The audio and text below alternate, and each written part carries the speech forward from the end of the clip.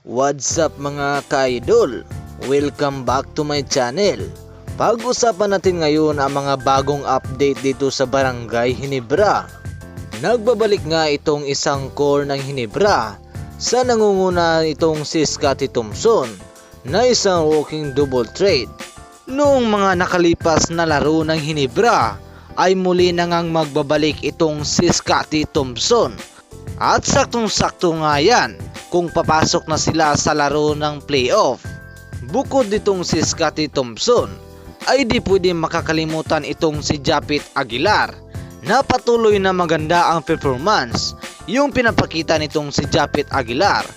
Expected na maganda ang laro nila this playoff. Nagbabalik na rin sa kanilang lineup itong kanilang captain na si LA Torreño na ihabol nga ito ng Ginebra sa final active lineup. At kahit matagal-tagal itong hindi nakapaglaro ay hindi pa rin nawawala ang kanyang leadership at composure sa crunch time nang hindi matutumbasan ng kahit sinong player.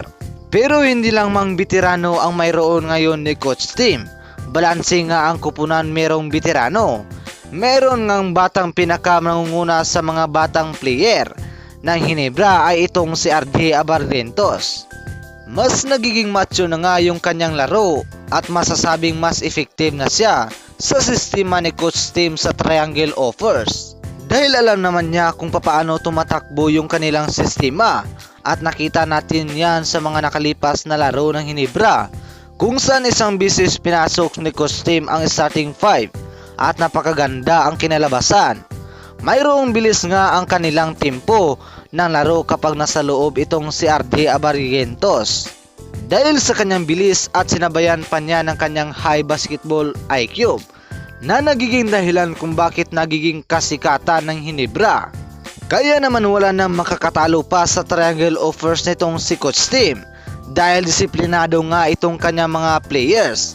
Kaya naman nangunguna ang Ginebra pagdating sa triangle offers. Marami nga nagsasabi nga hindi ganoon ka-trade ang Ginebra pagdating sa playoff dahil butas yung kanilang front court position at tanging si Japit Aguilar lang yung kanilang inaasahan. Pero unti-unti na yang nasusolusyonan ni Coach Tim Con. Mapapansin nyo sa paglaro ng Ginebra sa front court match-up ay binibilisan nila yung tempo ng laro kung saan si RJ Abarrientos yung nangunguna sa kanilang kupunan.